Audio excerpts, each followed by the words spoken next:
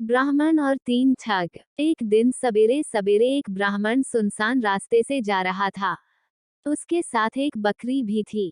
तीन ठगों की नजर ब्राह्मण और उसकी बकरी पर पड़ी। एक ठग ने कहा, चाहता हूं कि इस मोटी ताजी बकरी को किसी तरह हथिया लिया जाए। दूसरे ठग ने कहा, चलो हम बकरी छीनकर भाग चलें। यह मोटू ब्राह्मण हमारा कुछ नहीं बिगाड़ पाएगा। तीसरे ठग ने कहा, नहीं, बकरी छीनकर भागने की कोई जरूरत नहीं है। मैंने एक अच्छी तरकीब सोच ली है। फिर उसने वह तरकीब अपने साथियों को बताई। दोनों ठगों ने अपने साथी की योजना सुनी तो वे खुशी से उछल पड़े। उन्होंने उसी तरकीब से ब्राह्मण की बकरी ले लेने का निश्चय किया। योजना के अनुसार एक ठग ने ब्राह्मण से जाकर कहा, पंडित जी, प्रणाम। आपका ये कुत्ता तो बहुत अच्छा है। क्या ये शिकारी कुत्ता है? ब्राह्मण को ये सुनकर बहुत गुस्सा आया। उसने कहा, अरे बेवकूफ, चल दूर हट। कितने शर्म की बात है कि तू बकरी को कुत्ता कहता है। क्या आपके इस कुत्ते को मैं बकरी कहूं तो आप मुझे बुद्धिमान मानेंगे? हाँ हाँ हाँ, हंसता हुआ वह ठग चला गया।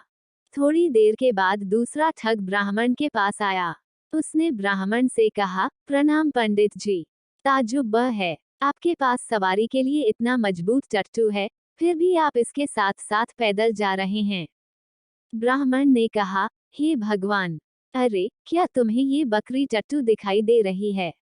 ठग ने कहा, मैं तो समझ रहा था कि आप कोई विद्वान ब्राह्मण होंगे, पर आप तो सनकी लगते हैं।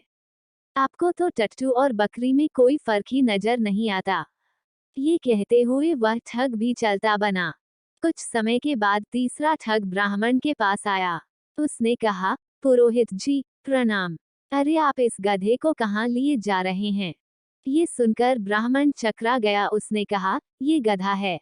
बिल्कुल, गधा ही तो है ये, ठग ने दावे के साथ कहा। ये सुनकर ब्राह्मण घबरा गया। उसे लगा कि उसकी बकरी वास्तव में कोई पिशाचिनी है।